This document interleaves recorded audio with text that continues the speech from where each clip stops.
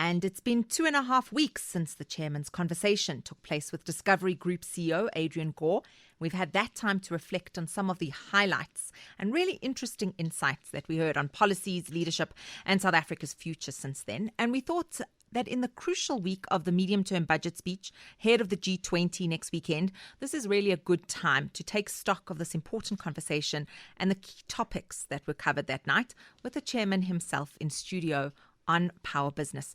We're joined tonight by Capricorn FM listeners. Fantastic to have you with us on Power Business this evening. We welcome you warmly to the show, to the Power Business family as well. And as always, we welcome your thoughts as members of this family, the Power Business family. Questions throughout the show on 0861 987 000. WhatsApp us or voice note us on 083 303 7093.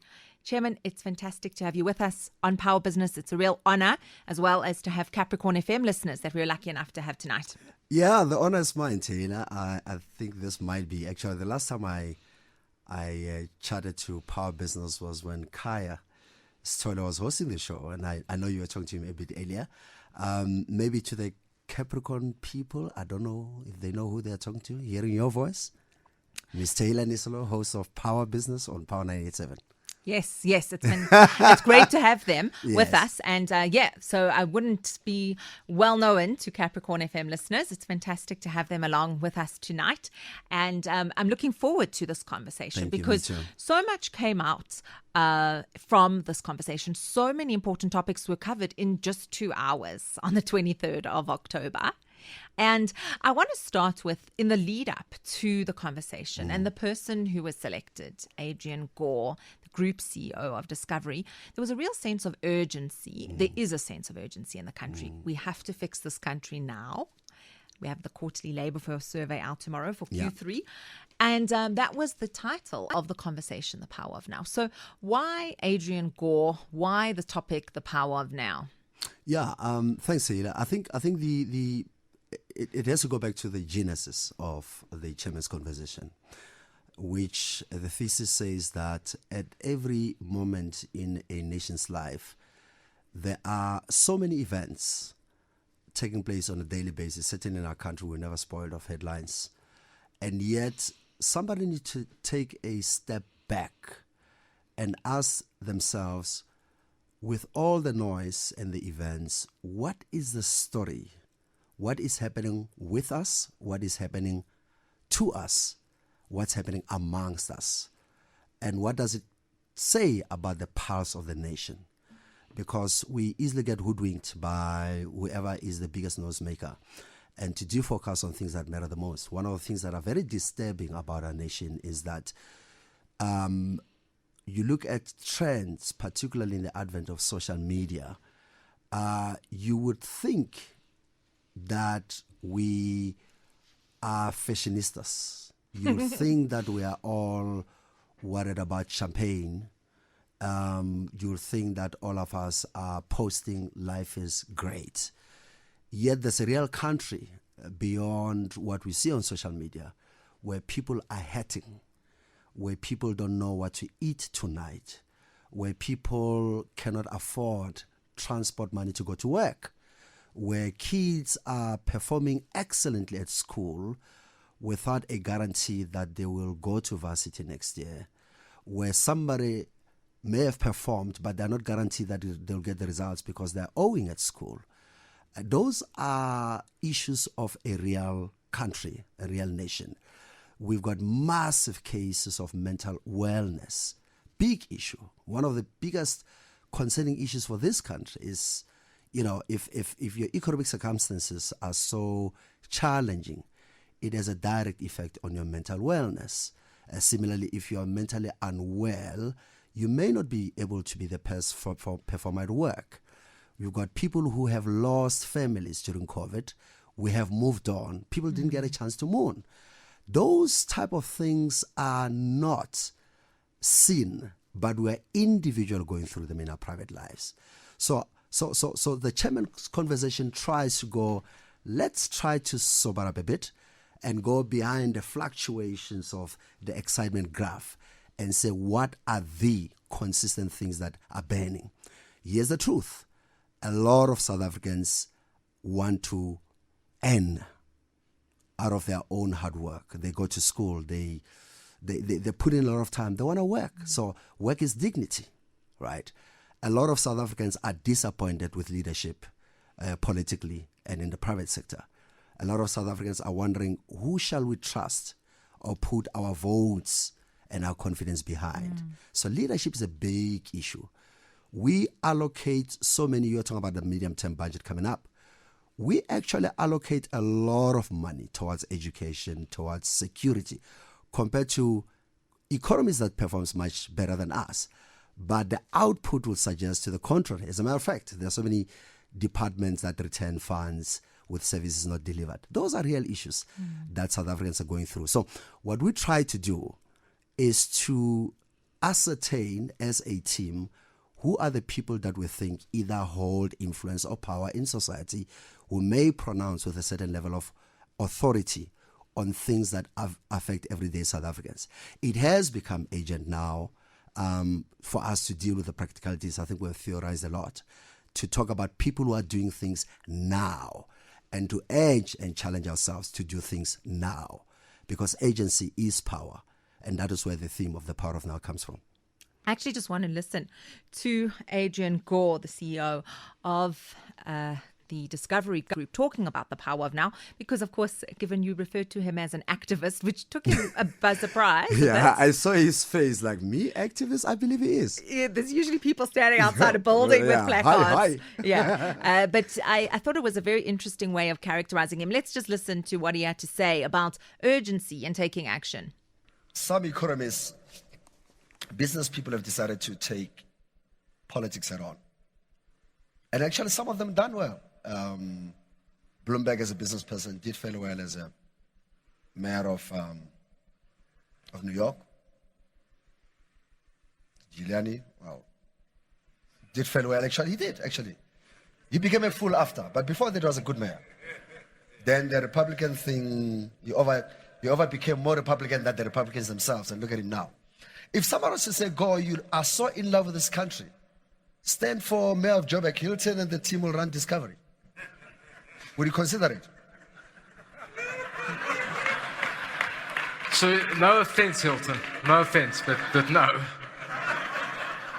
Is it because you love your job more or because you're scared of what happens on the streets? I want to say one thing to your one point about love the country. I think it's not a matter that I have some irrational love for the country. I'm optimistic. This is our home. Yeah. You with me? Yeah. I get extremely upset when people come and run down my home. I accept that it's got problems, but I'm trying to just make it clear to you. My attitude is not naive optimism or some ridiculous idiotic patriot. I'm saying this is what we've got to work with, right? You've got to make it work. Yeah. And I'm you call it an activist. I'm not sure I'm an activist. I'm a believer in action, fixing things and leadership. Doesn't mean high. Activist is exactly that. You believe in something, you act and on you it. do something about it. Yes. That is why our theme, Adrian, is the power of now. I think society is sick and tired of people who have mastered the art of articulating sentiment that resonates with people's fears. I think people take more seriously people of action, particularly people with power who don't abuse it. So some very strong words there from Adrian Gore about the power of now, about taking action. And I could really, in that room, feel both your frustration and Adrian Gore's frustration, Chairperson, because it felt like we really want our government and leaders, you spoke about the importance of leadership, to be taking action. Why are we still talking about those issues that you outlined earlier? Yeah, I'm reminded there's another very positive South African, incidentally,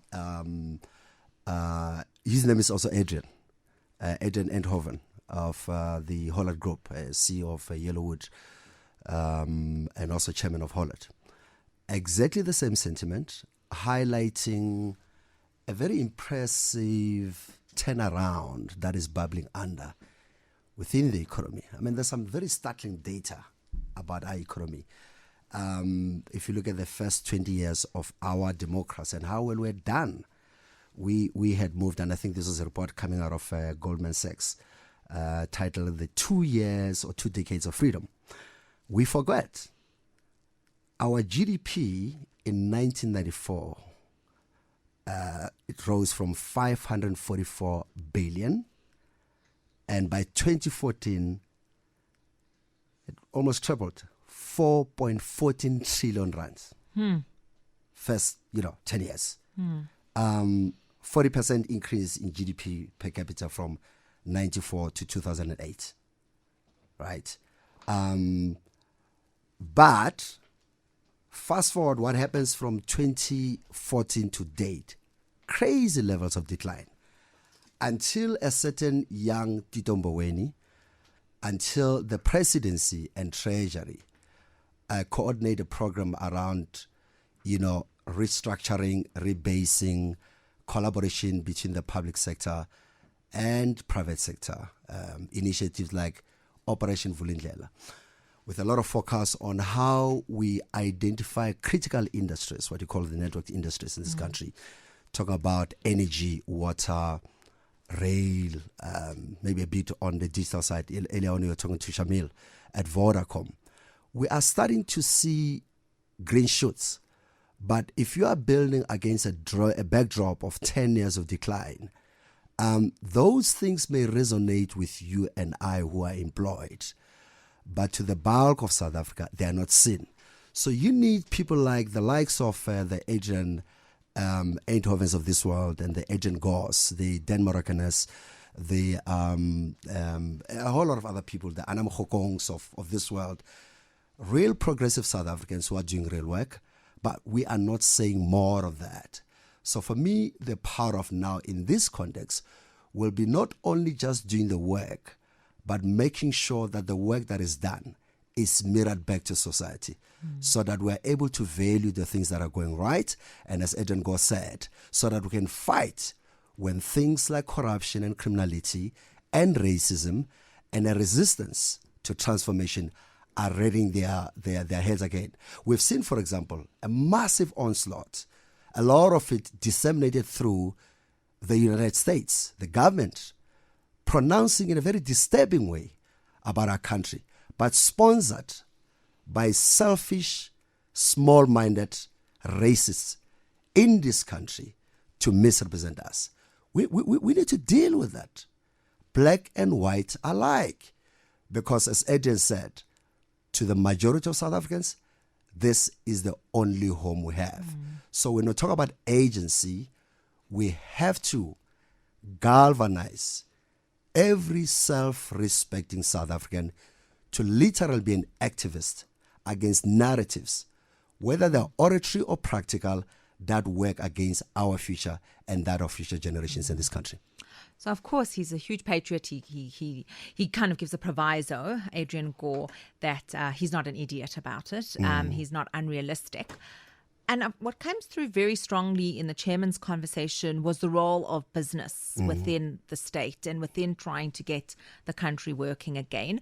I mean, just since Ramaphosa took office, as you spoke about, so since the president took office in 2018, since then there's been COVID, very difficult years, then Operation Vulindlela. So how do you see business and the state working together?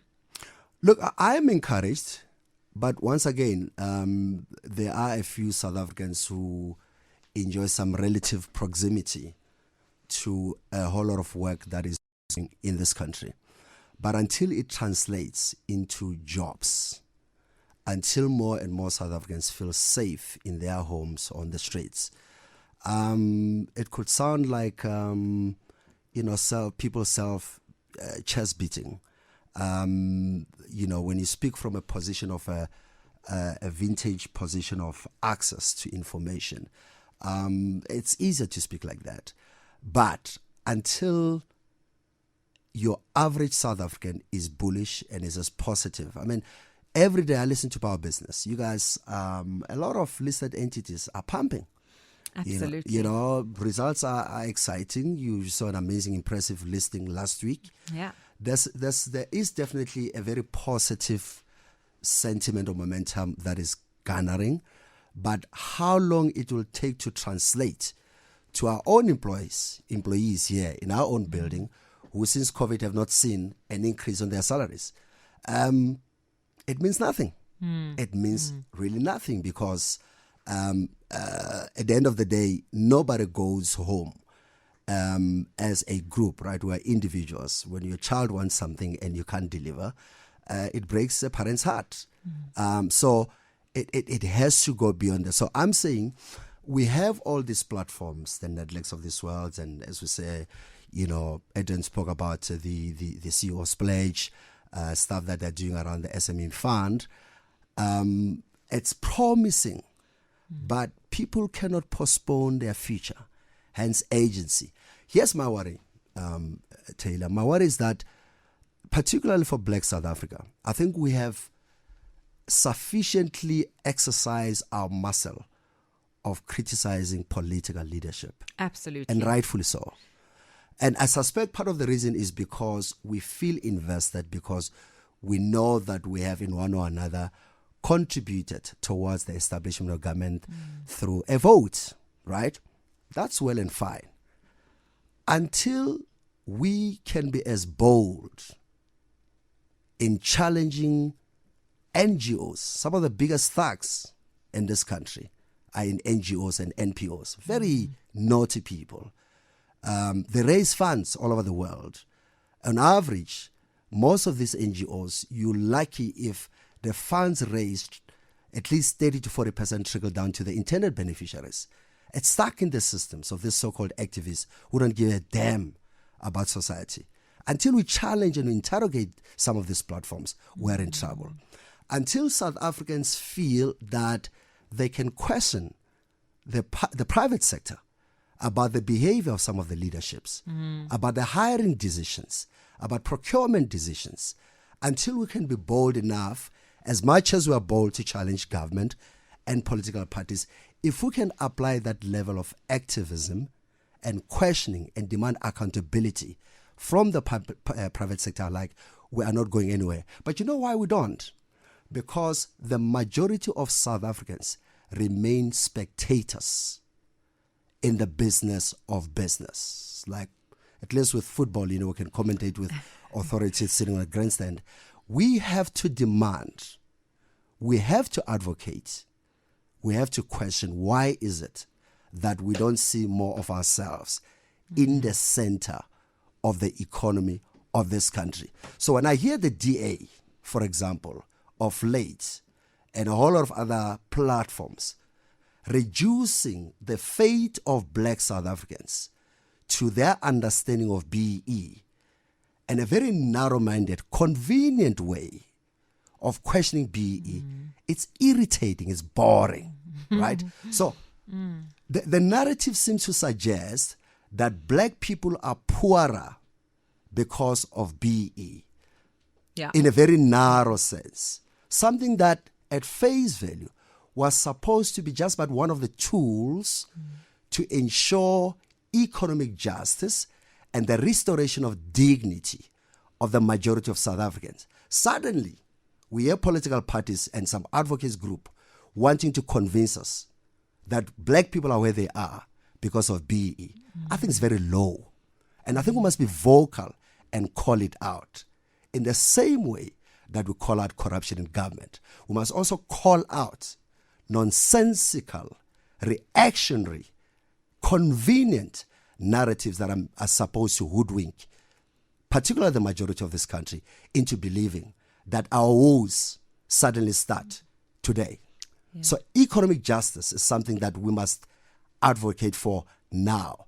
That is why I'm very encouraged when I hear people like, as I said, Adrian Endhoven, Adrian Gore, and a whole lot of progressive South Africans who are fully invested in this country. We need to hear more from those types of people. Otherwise, we're doomed as society if we don't watch the narratives as well as who's sponsoring them. Come on, look at the statement around G20.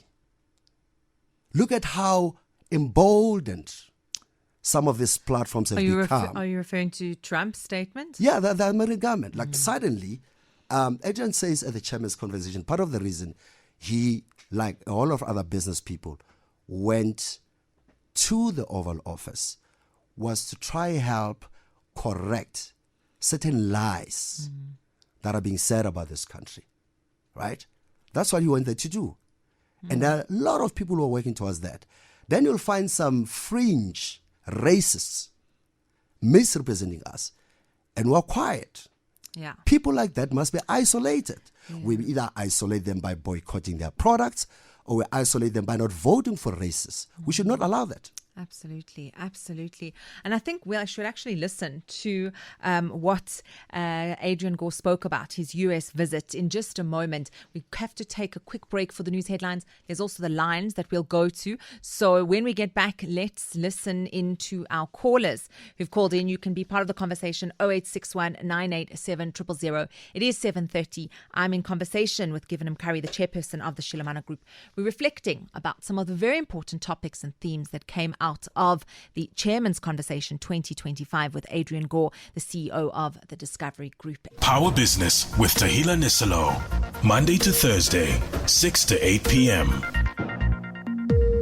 27 minutes before 8 on Power Business, Power 987. Very special broadcast tonight because we're reflecting on the Chairman's Conversation of 2025. That, of course, took place on the 23rd of October with the Group CEO, Adrian Gore. And, of course, it's also a special broadcast because we're joined by the Capricorn FM family. Thank you so much for joining us, listeners from Capricorn FM. It's fantastic to have you with us. You can also join the conversation, 0861 987 000. I'm in studio with the chairperson of the Shilamana Group, Givenham Curry, and we've been talking about some of the very key topics that came out of the Chairman's Conversation. I want to just go to the lines because we have a couple callers who have been holding for a while. Safudi is in Randfontein and he has something to share with the chairperson. Safudi, good to have you with us. Tehillah and the man of the movement, the chairperson. So good to hear from you, Sifudu. Good evening. To you, my man. Thank you, sir. What an illuminating discussion, chairperson. Thank you, sir. And the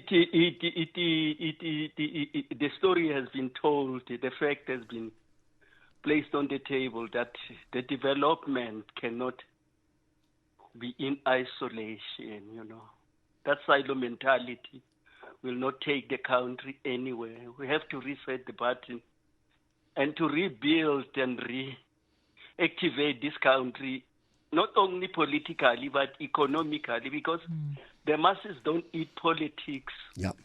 They want to work. You talk about the guys there who've been through with the station through thick and thin. Some of them had to cancel their medical aid during COVID. We were with them, and I think things are starting to come up roses, and I'm hopeful, like hearing happiness. And I'm saying we cannot, you cannot, I cannot be rich alone amidst the sea of poverty, because these poor masses will end up eating me.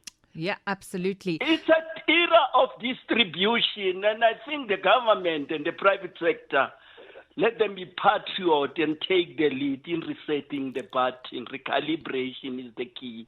Good evening to you. Thanks, Sifudi. We've got Leonard Lolo in Pretoria. Good evening. Welcome to Power Business, the special edition, as well as Capricorn FM listening in. Good evening, Mashak. Good evening. Good evening, sir. Let me tell you one thing that I'm very passionate about as a black business professional is I'm trying to encourage our state employees to understand that their role in enabling, this country into economic growth is central to everything that is happening here.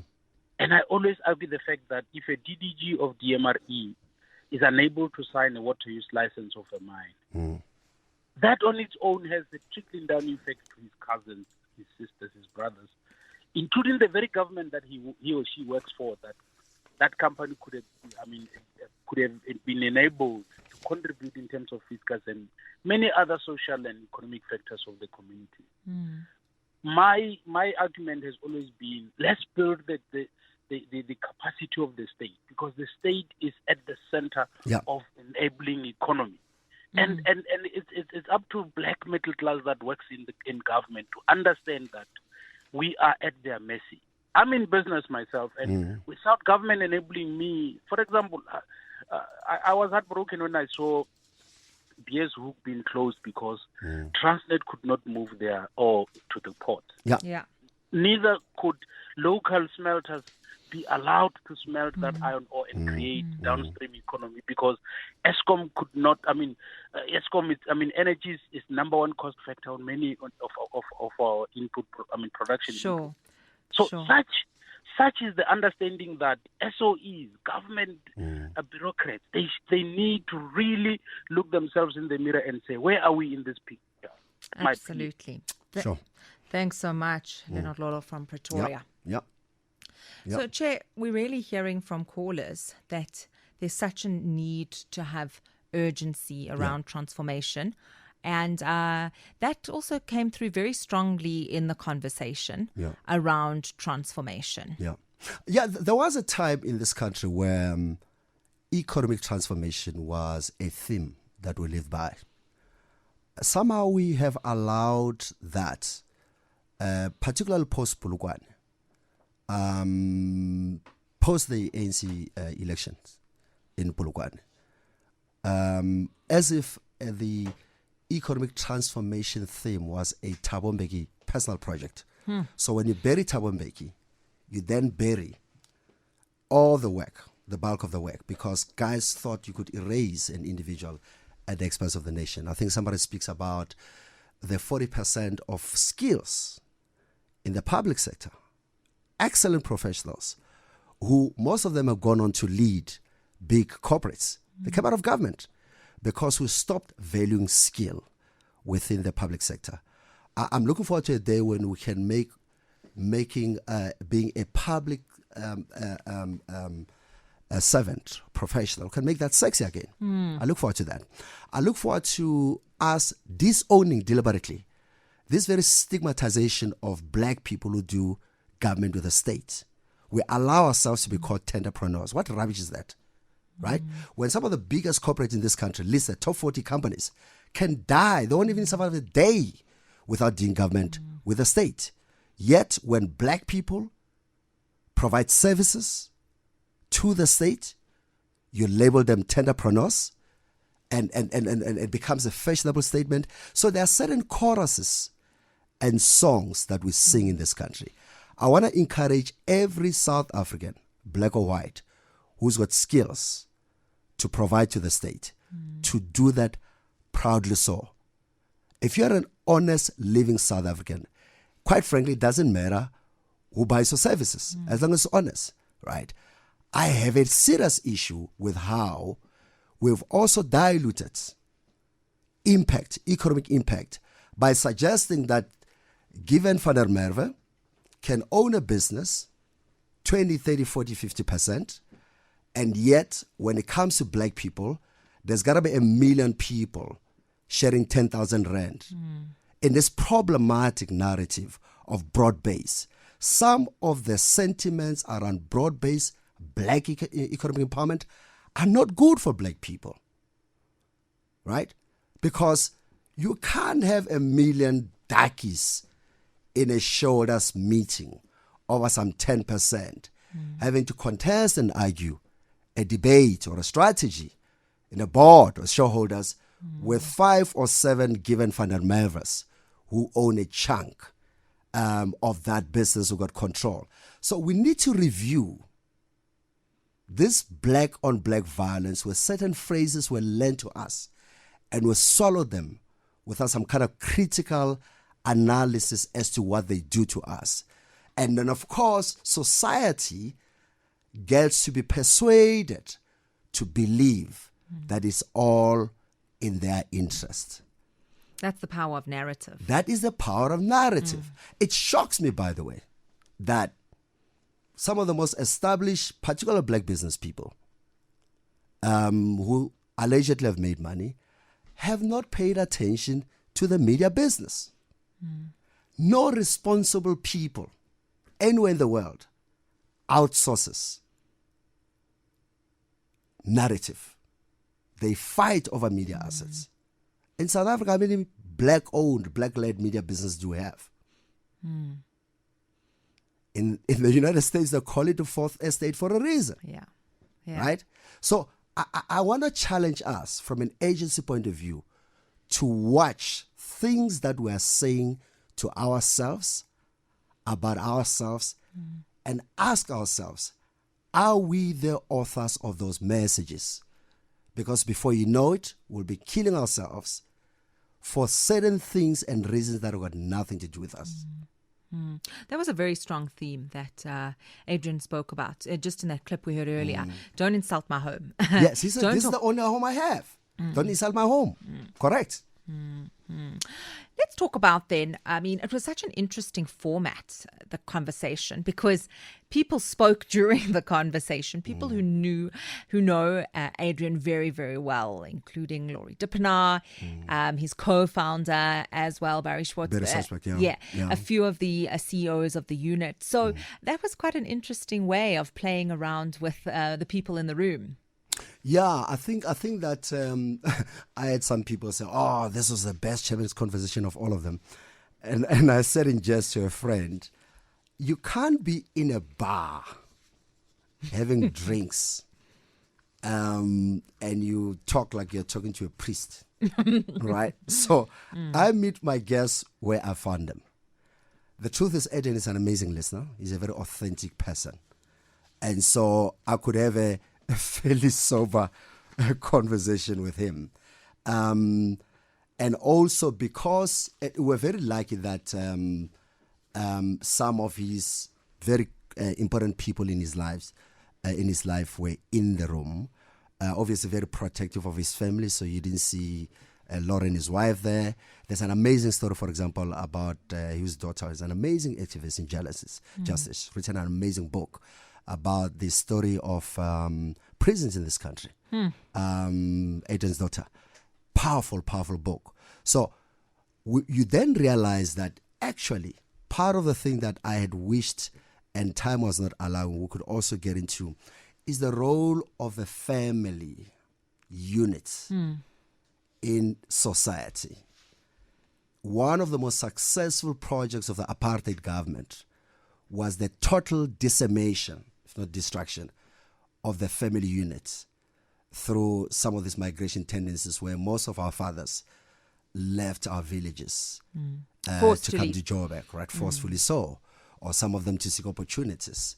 Another very successful project of the apartheid system was killing African belief systems, right? The way we pray, who we pray to, our relationship with our culture, with our music.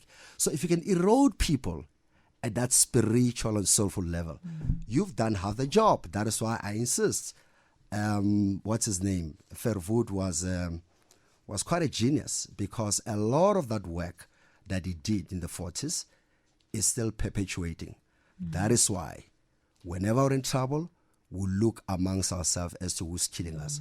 While some of the people that continue to sponsor the suppression, particularly the economic justice in this land, they are smiling all the way to the bank while we're pointing fingers at each other. So in as much as it is important to call for accountability in in government, we should do the same in business and never let anybody by virtue of color of their skin or their age to get away with murder in this country.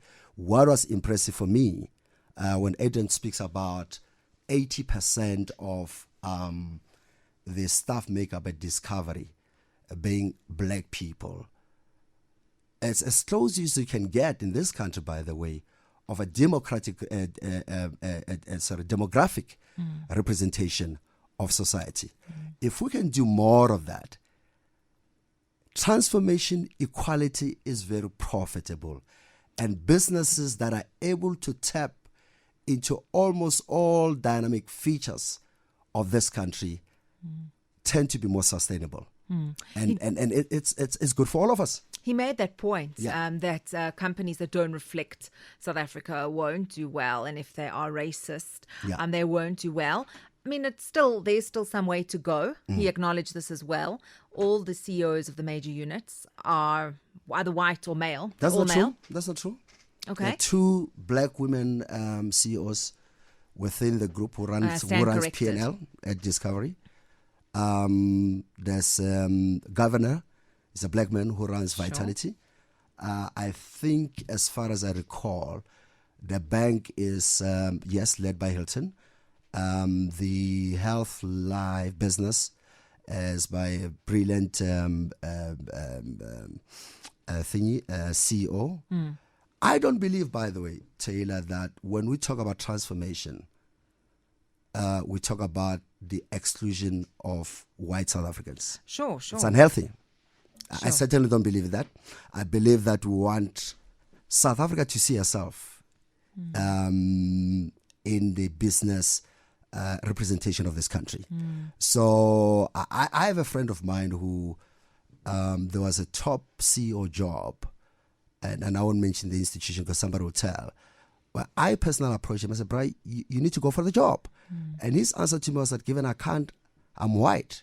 Then I realized part of the narratives are problematic. There's no white person in this country, or Indian, or colored, or Shangan person, who should be left out of an opportunity because of where they come from. What we should aspire for is that the best opportunities in this country should go to the best possible talent, taking into cognizance the deliberate and sustained over decades exclusion of black people, and therefore prioritize them. Yeah, that would be an interesting way to approach triple BE compared to some of the suggestions that have been put forward to the DA.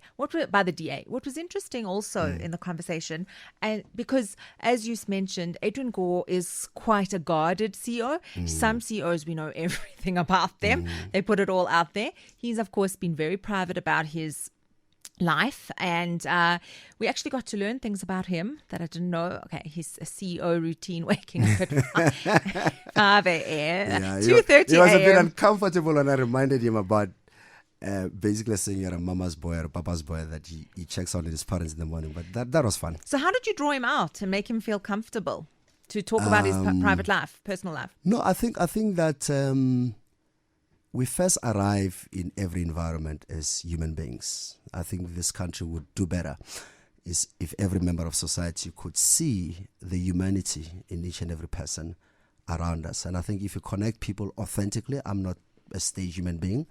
When I'm excited, it's not a secret. When I'm not, it's not a secret. And you arrive as you are, you know. So I think he was open and willing to do this. Leading towards the conversation, I would occasionally say, you know, AG, President Ramaphosa pulled out within the last 2 hours before the conversation. So if you feel uncomfortable, you still have time to pull out. So he was willing. He is very committed to this country. I believe that, as I said towards the end, he needs to share more about his model. A lot of some of the best talent I know sits within that group. But I repeat, it's not Adrian Gore alone. There are brilliant leaders in this economy, black or white, male and female. We should have more time and other platforms. I saw a very interesting interview. I think it was Mteto Nati with Sizwe Mpofu, which something Standard Bank sponsored. I'm like, okay, well done on Mteto. I've seen Dan, for example, speaking. You've got people like Momeri. There's so many great people in this country.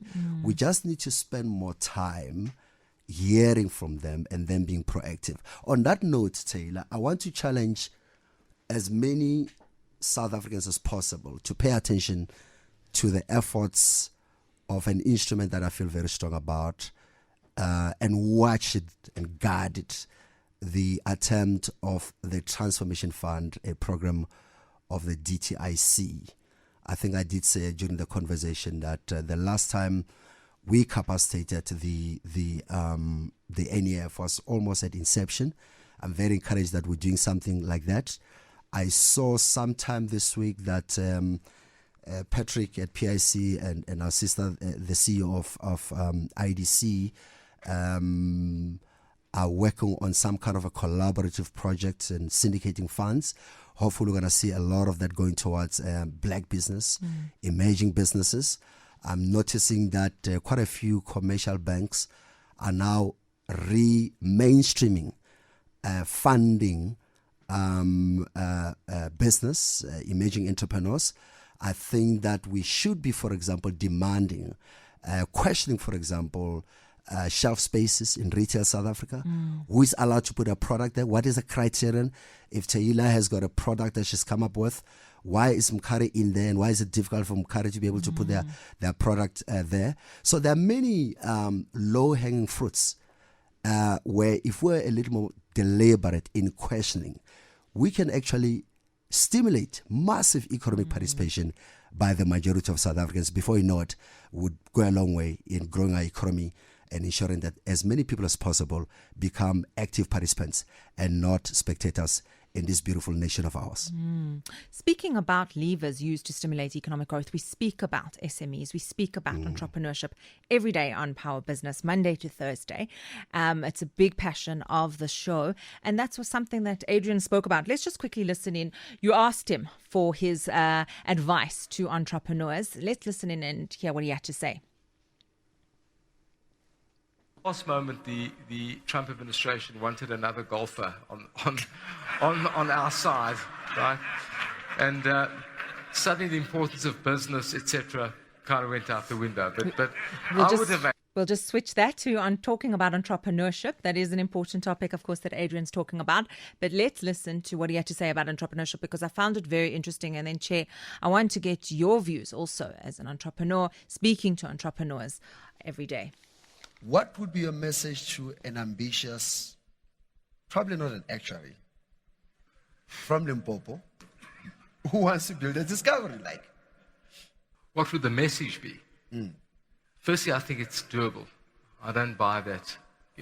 Every country is hostile to starting up businesses and the complexity when you go up against big competitors. It's doable.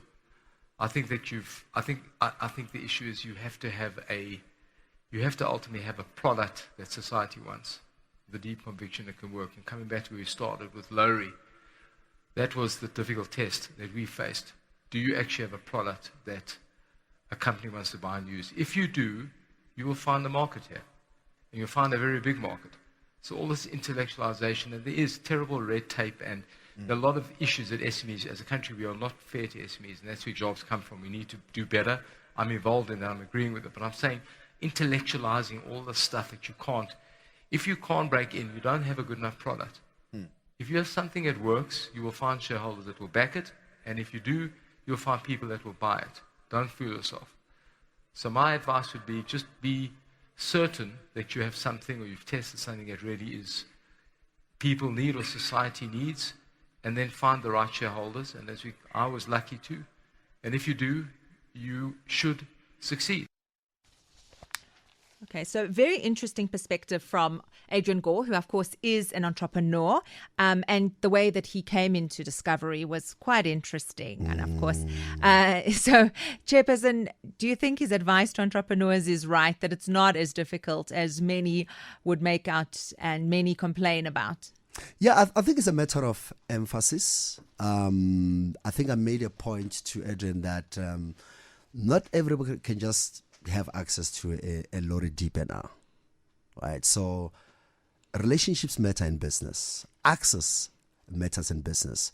Vocabulary matters in business. Some people grow up in environments where it is much easier to ask, or their confidence is built up at home or in their private environments. To a lot of people, that is still unfamiliar terrain. But of course, all of us, Tehillah, we speak from our vintage point, right? So I think the point I was taking, though, which it's universal, is that you have to do your homework. You cannot force feed a product or a service to a community or a population that they're not eating. So all of us are challenged to not just because something excites you as Tehillah, assume that it will, excite a customer. Yeah, I get very excited about industrial policy. It's not really the most exciting thing. So we have to do our homework, particularly in a fast-changing globe where trends are affected by a whole lot of things. It's climate change, it's real in business. Geopolitics are affected. The globe has become small. So a limited outlook where I do what? I specialize in hair and I don't want to understand the value chain on hair, the supply markets, what drives those economies, what the consumption patterns, we all will be found wanting. So I sense that we have to work a little bit harder in understanding our space in order to be competitive. However, having said that, we're also seeing, look at Discovery Bank and look at the likes of Capitec, look at the entity, I forgot their name, who just listed this week. Optasia, yes. Look at the contribution. I was looking at Vodacom's results. Look at the contribution of financial services. Huge. Right? Especially in other markets outside of South Africa. Yeah. It's going to come in South Africa soon. As a matter of fact, it's very interesting to see telcos and banks and retailers. Somebody spoke about convergence, about there's a brother called Andile Ngaba who a few years ago named his company Convergence. A lot of us did not understand what that was all about. We are seeing real convergence happening at a retail level. It's no longer a B2B proposition now, like calling yourself a broadcaster or a financial service guy or a telco guy. It's becoming difficult, and it demands of us to understand how the world has changed. So I think Adrian is alluding to that. Pay attention, read, study, observe, you have a better chance. Which also goes back to the nature and type of education that we're giving to ourselves and our children. I suspect that people who work on curricula over the next few years, they're going to be very, very challenged because the world is becoming very, very different. But opportunities remain abound. I agree with him on that front. Very interesting to hear about the kind of opportunities. And we have got the lines buzzing, and let's go to the lines, in fact, because Kenneth in Joburg South has been holding for a while. Kenneth, thanks for your patience. Hello, Tehillah and the chairperson of Power. So Given was talking about the power of owning narratives and the hijack of the South African story by these right-wing groups, referring also to the statement that was issued by Trump, boycotting South Africa and all of that. But I would like to ask, given, do you think that institutions like the government communications and Brand South Africa have done justice to the South African story post-1994? Because quite frankly, I think that they should be in control with that narrative, centralizing of communication, but I don't see it from the government. Thanks. That's an important question. Yeah, it's a very important question. No, I don't think so. I think government communication has been very poor. I think that the story of the capture of GCIS was well articulated during the during the Zondo Commission. We as a business got into trouble because one of our former staff members, was seriously implicated, JJ Taban, in all some of the nonsense that was happening around GCIS, right? And how over time, beyond the era with JJ and all those corrupt people who were involved in state capture, we have not done enough work. One, GCIS has advertised, since Pumla left, the position of the CEO of the Government Communications Agency has been advertised and advertised. They still have not appointed. A lot of government departments have been forced circumstantially to go out and craft their own, ways of communicating and also procuring media, which has got a massive impact on government's ability to talk to society, but also has had a massive impact on media, the media business in this country, right? The late Pravin Gordhan, with some of these austerities, I think this would have been 2017, 2018, when he was trying to manage the budget at the time, they, in an irresponsible way, if you ask me, assumed that fiscal discipline is about going after every supposed soft service. How irresponsible. How do you go for communication? Right? Disappointing. So you do the work. The people who are supposed to be beneficiaries of the work don't know. Somebody comes and claims your work. Even for the ruling party, quite frankly, I thought they were irresponsible. There's a lot of great work that they do, but they're horrible at communicating it. And then opposition invests a lot in communication. And they make the people who go to the United States and trash this country. Yeah. They invest time and money in communication and misrepresent. And people are surprised when they get punished. The ANC, shocking. There's a lot of great work that this government has done, right? But they're horrible at communicating it. He's right. Terrible. You know, I think it is Larry Summers says something like, I quote, he says, confidence is the cheapest stimuli. Now, how do I gain confidence on something I don't know about? It is not a secret, for example, we as a business, we've been punished big time by politicians who, when callers like Busufudi call in onto power and a radio station, challenge government, they turn around and say, Chipiwa, Mkari, Tehillah is anti-government. And then they'll actually take their money and spend it on people who are really anti them. So there's a very myopic, contradictory outlook and relationship that government, particularly over the past 10, 15 years, has had with the communication function. And the results are there to show. Do you think they listen? No. You know, speaking about austerity, and I've covered this, unfortunately, as a business journalist, I've been honored to cover it on Power FM as well in the news bulletins. We actually had the Minister of Health, Dr. Aaron Motsoaledi, on Power Boardroom, and we were challenging him about production and manufacturing lenacapavir, this new drug that's coming to South Africa, that's HIV prevention. And he told us that in 2010, the then Minister of Finance, who was Pravin Gordhan, just said that government wouldn't be able to spend an extra 15 billion rand in order to manufacture HIV drugs in South Africa because of the associated labor costs, and instead we sourced cheaper supply from overseas.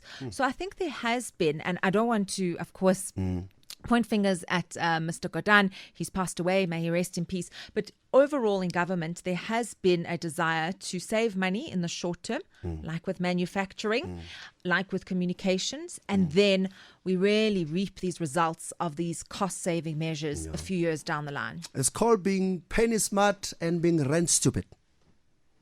We are challenged to save and not to go for instant gratification.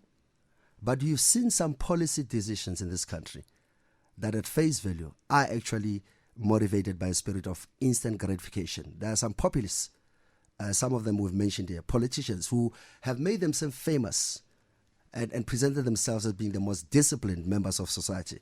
But if you had to review some of their actions, we must call it what it is. It's bad. And there are some politicians who maybe are not very gifted with writing. They're not the media's favorites, who do great work, and they're not seen. Guys, we must be honest. There are some short-term decisions that have been made in this country that we must, I think it was TM on the African Renaissance podcast with Dr. Niselow. Part of the problem of this country is that we are scared of telling the truth. And for as long as we do that, we're going nowhere. I think we must call out. And also, when things are being done that are promising, you know, we must also congratulate. We're seeing some interesting green shoots, you know. A sentiment that at least we've kept the government expenditure. Probably we'll see what they're going to say during the media-term budget, that we don't seem to, that we're going to go beyond, in terms of government debt, beyond 80%. Very promising. We're starting to see Case Veta, who I'm told is about to leave now. Our revenue collection has been quite impressive. That's the one agency that does really, really good work. No, but there are a lot, eh? They just don't communicate. And also, you know, here's the trouble about human nature, is that we are all get captivated by the noise of the silent minority. And we never get to hear the power of the silent majority. So noisemakers can make you believe certain things about yourself. There are brilliant people in the public service in this country. Absolutely. Right? As much as we do have in the public service. But they underestimate, they think they can leave it to chance and goodwill, that somebody's going to sing their praises. That narrative must change. Yeah, so it's a lot about narrative, and that was something that came out very strongly at the chairperson's conversation, at the chairman's conversation. Do you think Adrian's right that business is trusted more than government? I think in certain quarters, I would assume in business circles, no, it will vary. I think that if you were to go to certain strata of society, you'll find a different take on it. But yes, my challenge to him and his folks is they need to come out some more and pronounce more. The business leadership of this country in most industries has transformed a lot. But when you look at the face of business still, when you talk business in South Africa, you don't see a black face in your mind, right? But I think that's starting to really change. No, I'm just saying at face value, when you say business, you see white men in blue or grey shirts. Yeah. But if you look at some of the top businesses in South Africa today, there are a lot of black people. And I think we actually allow a lot of black leaders to get away with murder. We overblame Balungu sometimes. Certainly in my industry, I mean, a lot of chief marketing officers are black. But you look at the consumption and spending patterns and the communications patterns, you'll think that this country has not moved. Because some of our people tend to assimilate and they don't understand that actually part of the struggle for the transformation of this economy is that we should see some change. You can't, Tehillah, question Van der Merwe in that position and then you get that position and the place become more Van der Merwe's because you think that the role is a Van der Merwe style. When there are members of society who expect that when I'm Kari, you are the chief. Can we see that Limpopo touch or that Bankuna touch or that Teflop touch in your role? Some of our leaders in senior positions are very apologetic. They've got serious confidence issues. Those two must be called out as well. Yeah. So you definitely don't see confidence issues from Adrian Gore. Very confident, very assured. Did you see any kind of surprises with that conversation? Did anything surprise you in his answers? I haven't thought about that. Honestly, I haven't. No, I haven't thought about it. So I'll tell you what surprised me was his willingness, firstly, to call out government, his willingness to be very open about NHI and the reasons why they're challenging NHI in court. So I was quite surprised actually by how forthright he was. And maybe that just speaks to the fact that he felt very comfortable in his office, surrounded by lots of people that he knew, talking to an old friend. I understand you know him for 20 years? No, over 20, yeah, for quite a while. Yeah. Yeah, so he must have felt very comfortable. But I hope, though, that the authenticity of the conversation, I do not, when I Tehillah approach, I don't take for granted the responsibility and the honor that some of us enjoy to be able to facilitate conversations like those. So my personal relationship with a lot of business leaders, I pray that will never come at the expense of my love for my people. And if anybody questions that, that's their problem. It's got nothing to do with me. I really, really like Adrian. I don't think he's perfect, like none of us are. I think he's built an amazing business. I think he built an institution that all of us as South Africans must be proud of. But also, I did notice when we're talking about the question around black doctors that was very, he felt very strong about it. And there were one or two moments where the Adrian Gore came out. Adrian Gore. The Gore, yeah. The Gore came out. But that's the beauty about an authentic conversation, that it is not staged. But yeah, I would be lying to say I was badly surprised. Not much. Yeah. He was more playful. I mean, I liked I think it was when we were talking about the Oval Office, when I asked him as to why he was not in the room, and he said in jest that he felt the American or the Oval Office felt like they needed another South African golfer. I thought that was funny. Let's listen to that clip, actually. I think we have I it. thought that was funny, yeah. Especially in context that it was funny, of course, but now it's become quite serious. Yo. That G20, Yo. J.D. Vance, the vice president, is no longer coming. Yeah. So let's listen in. It's just about the U.S. relations, Yeah, I our think it was role around the with Oval Office, yeah. I U.S. thought that was very relations. funny. Yeah, I thought that was funny. At the last moment, the Trump administration wanted another golfer on our side, right? And suddenly the importance of business, etc., kind of went out the window. But I would have made a difference to that. You should sharpen your golfing skills, brother. Yeah.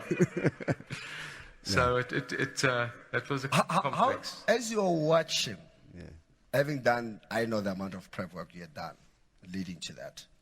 As you're watching that movie, what was happening to your heart? I think, like most South Africans, I was pretty worried.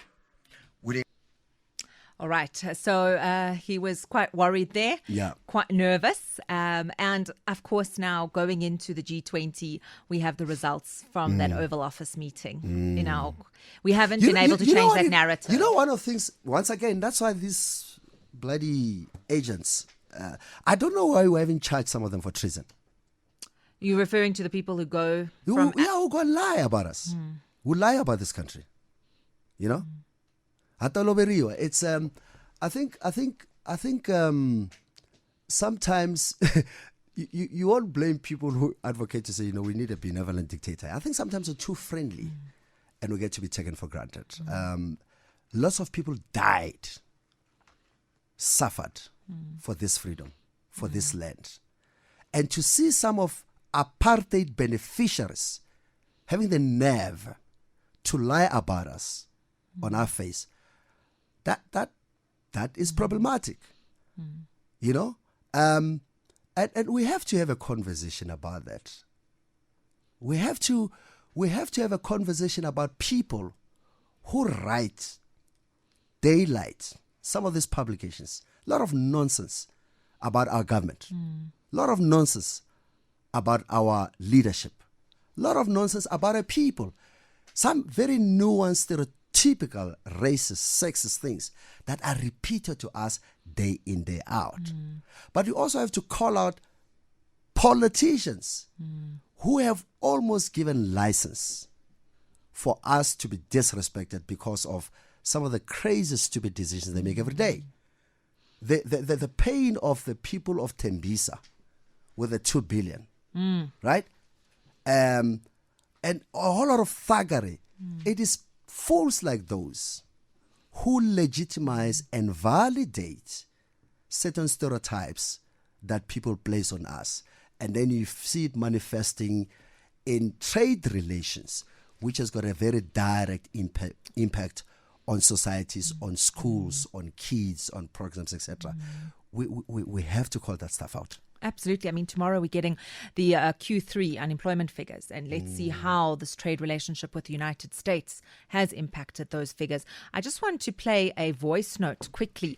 Moratehi, we've come to you now. Thanks for being so patient with us. We had to get through a lot of callers, a lot of interactions. Let's listen to Moratehi. Hello. Mamelodi. Hey, Mr. Gimet Mukari. Oh, man. Mr. Mukari, you are an inspiration. We love you as Power FM listeners. And my man, may God bless you. May God bless your family. And thank you again for the invention of Power FM. For that, you'll always own my heart. Let me talk about for myself. Mr. Mukari, we love you, sir. Is it early to say Merry Christmas? But because I know you are not a regular on your own station. So yeah, happy Christmas and Happy New Year. Wow. Already going to Christmas. But I think the sentiment that he shares there is very important, because you started Power FM for conversations. The chairman's conversation is the pinnacle of that. How then do we take those types of conversations forward? Where do we place them in society? Yeah, I think we should remember as a democracy that following all the sacrifices and the bloodshed, both in this country and other parts of the world, where people went to exile, where families got murdered for our freedom, where families, even those who were not murdered, spent lots of years away from their families, whether it's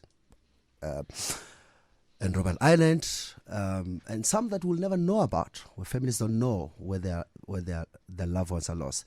When all was said and done, the last mile of our freedom took a format of a conversation, negotiations. And so the word, Christians will quote John 1 verse 1. In the beginning, there was the Word was God, and the Word was with God. Do not underestimate the power of the Word. And so platforms like ours, what happened at the negotiations, all these conferences, rightfully applied, can transform lives. And we certainly believe that we have the privilege of operating a national asset called spectrum, a very scarce gift from the people of the Republic of South Africa. And we have to do our best to use it responsibly. To the brother with a voice note, I think that one of the lies about our platform is this Mkare guy. The truth is that hardworking people, day in, day out, in this business, in this building, in Limpopo, half the time or 90% of the time, I have no idea what they're doing, but we agree on the broader framework of what we're trying to do. So it is teamwork, and I'm one of the most blessed people to be working with some of the most hardworking patriots who look after their families and care deeply about this society. And it's a privilege, my brother, to have people like you who continue to engage with this platform. And for that, I can. Thank you. Unfortunately, Chairperson, that hour and a half flew past. We're done as Power Business. You've been listening to the special edition of Power Business this Monday evening. We're reflecting on the Chairman's Conversation 2025. We were lucky enough to have given him curry in studio and to be joined by Capricorn FM listeners from Limpopo.